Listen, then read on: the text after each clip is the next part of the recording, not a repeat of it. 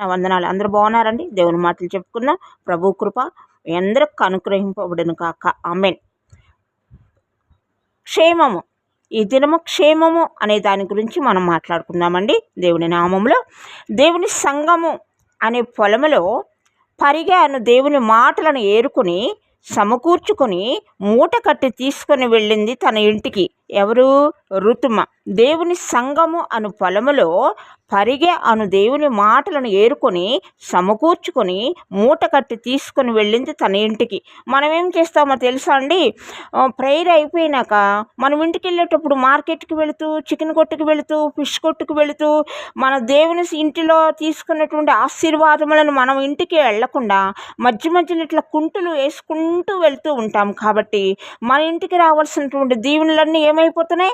Road మీద అంగళ్ళల్లోనే నిలిచిపోతున్నాయి. అలా ఉండకూడదు. మనం దేవుని ప్రేయరు, దేవుని సంఘములకు వచ్చినటువంటి మనము మన ప్రార్థన అయిపోయిన వెంటనే మన గృహాలకు తిరిగి వెళ్ళాలి.